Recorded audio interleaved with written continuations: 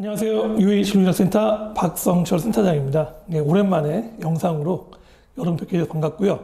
자, 오늘은 24년도, 이제 25학년도 입시가 밝은 지가 됐는데 24년 오늘 이 시점에서 현재 고3 학생들한테 반드시 필요한 입시 전략이 무엇인가 그거에 대한 내용을 간단하게 하나 딱 찍어가지고 이야기 드리는 시간 갖도록 하겠습니다. 수시 관련되어 있는 내용이 제 생각에는 올해 무엇보다 중요하다고 생각이 되는데요.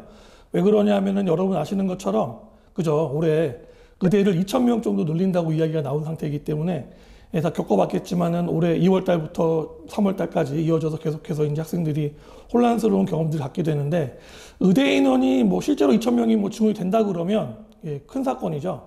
그렇게 됐을 때 증원되는 인원들 중에 상당수가 물론 수시로 해서 지역에 안배가 되겠지만 그 안배되는 내용과 별개로 수능에 대한 내용으로 해서 또 몰릴 학생들이 굉장히 많거든요.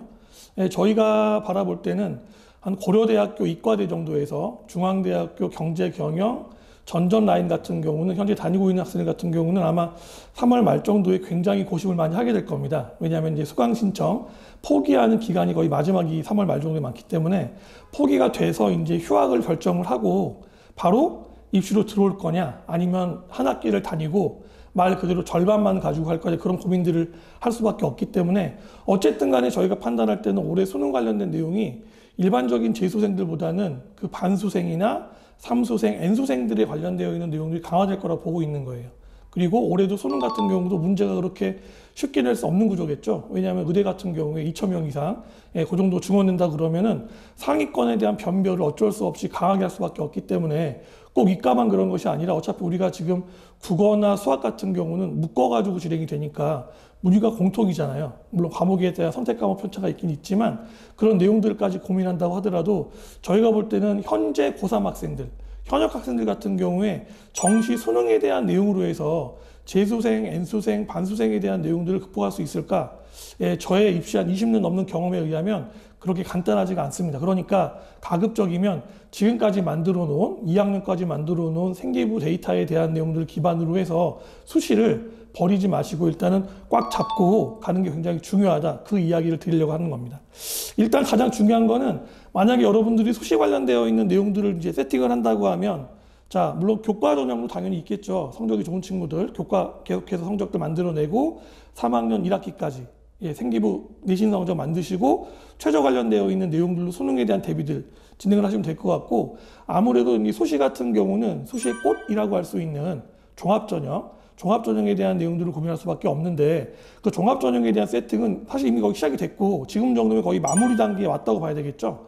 2학년까지 가지고 왔었던 생기부에 대한 내용들이 3월 7일 이후로 나이스가 다 풀린 상태이기 때문에 제대로 못 본 학생들이라고 하면 반드시 자신의 생기부를 출력을 해서 보시면서 각각의 영역에 대한 내용들이 내가 어떻게 준비되어 있는지, 창체나 내신 성적이나 세특, 행특에 관련되어 있는 내용들 전반적으로 검토를 해보시고 그 내용에 맞춰서 내가 가지고 있는 모의고사 성적, 여러분들 같은 경우는 이제 3학년 와서 처음으로 3월달 모의고사 진행이 되는데 3월달 모의고사에 대한 내용들을 기반으로 하셔가지고 좀 준비를 어느 정도 라인이 나한테 적합한 라인들을 고민할 필요가 있다는 거예요. 물론 고3 때 보는 3월달 모의고사가 여러분들에게 굉장히 중요한 건 맞기는 맞는데 3월달 그 모의고사가 실제로 여러분들의 수능 성적을 담보하는 것은 아니다. 무슨 말이냐면 3월 잘 봤다고 내가 수능 잘 보냐?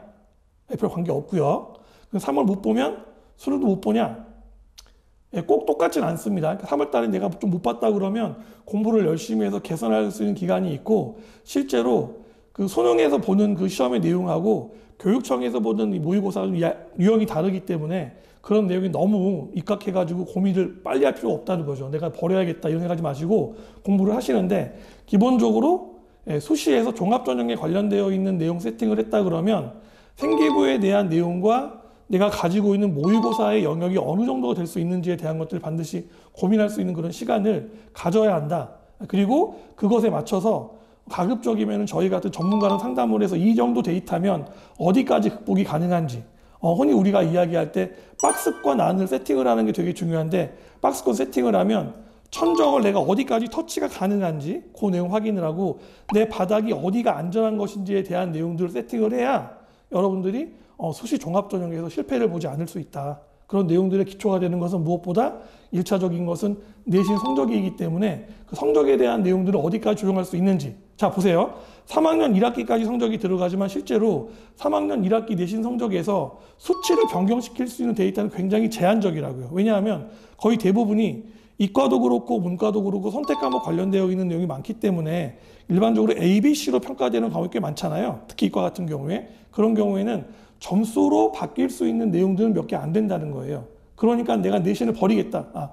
그럼 안 된다는 겁니다. 그리고 A, B, C로 평가되는 선택 과목 같은 경우도 이거는 점수가 되는 게 아니라고 생각을 하고 좀 버리는 경우들이 있는데 절대로 그러면 안 됩니다. 왜냐하면 종합전형은 성적이 나와 있는 수치에 대한 내용도 물론 의미가 있겠지만 무엇보다 중요한 거는 생기부 안에 있는 내용들, 특히 무엇보다 세특에 관련되어 있는 내용들을 1차적으로 판단해야 되기 때문에 3학년들 같은 경우, 특히 이과 같은 경우는 A, B, C로 평가되는 선택 과목에 대한 내용에서 세특을 내가 어떻게 만들고 그 내용이 어떻게 2학년 때 내가 준비했던 내용들과 연결될 수 있는지, 또 같은 학년에 배우는 3학년 1학기에 배우는 과목들 간의 연계에 대한 내용들을 세팅할 수 있는지에 대한 것들을 면밀히 검토하셔서 그 내용이 잘 기입될 수 있도록 그런 준비들을 하는 것이 무엇보다 중요하다.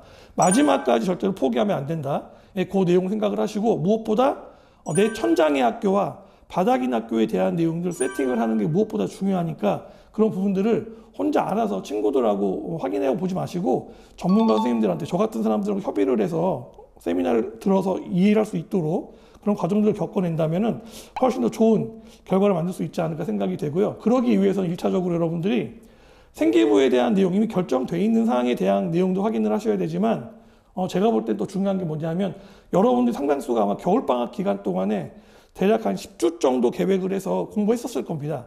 공부한 내용이 어떤지, 내가 어떤 과목을 일주일에 몇 시간 정도씩 공부를 해서 10주 동안 예를 들면 700시간 공부했다, 600시간 공부했다, 그런 내용들을 데이터를 한번 정립을 시켜 보시고 그거를 통해서 내가 어느 정도 변경이 가능한지에 대한 내용들을 한번 협의를 해봐야 된다고 저는 생각을 하거든요. 그러니까 이미 결과가 나와 있는 생기부에 대한 내용은 내가 조정할 수는 없지만 12월, 1월, 2월까지 공부했던 내용들을 기반으로 해서 내가 준비했던 계획이 3월 이후 지금 시점에서 타당하게 맞아 들어갈 수 있는지에 대한 내용을 반드시 확인해 보시고 3월에 보는 모의고사 성적을 딱 결정적으로 이거에 근거해서 판단하지 마시되 3월 성적에 대한 내용들을 객관적으로 내가 인정을 하고 그걸 기반으로 해서 어떤 단계를 거쳐 나가면 내가 원하는 천정을 찍을 수 있는지, 천정을 터치할 수 있는지에 대한 내용들을 판단한다는 겁니다. 그 영역 안에 수시 6개 지원에 대한 영역을 세팅할 수 있어요. 그러니까 뭐 6개 전체를 종합으로 쓰거나 6개 전체를 논술로 쓰거나 그런 영역은 사실 저희 같은 경우는 그렇게 많이 추천을 하진 않고요. 교과와 종합 세팅이 될 수 있는 경우는 내신 성적이 좀 좋은 경우겠죠. 그런 경우 같은 경우는 아무래도 성적에 관련되어 있는 내용들을 기초로 하면서 생기부에 대한 내용들을 조절할 필요가 있겠고, 만약에 그거보다는 종합에 관련되어 있는 내용 중심이라 그러면 물론 6개를 다 종합으로 쓸 수도 있어요. 그런 내용도 존재할 수 있겠지만은 만약에 성적이 좀 걸릴 수 있는 영역이 걸칠 수 있는 게 있다 그러면 교과에 대한 내용도 고민해 볼 필요가 있고, 왜? 종합 영역이 변수가 크기 때문에 무조건 된다는 보장이 없습니다, 여러분들.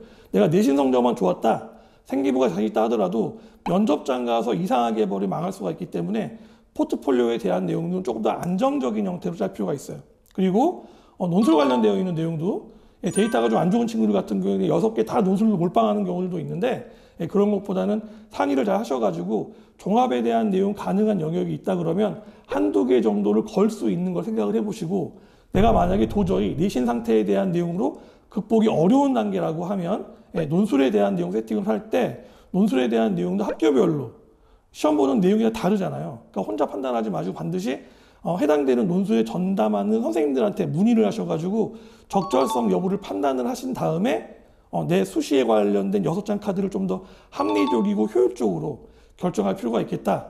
그 말씀 드리면서 간략하게나마 올해 24년도 입시를 준비하고 있는 학생들한테 팁을 드리고자 합니다. 감사합니다.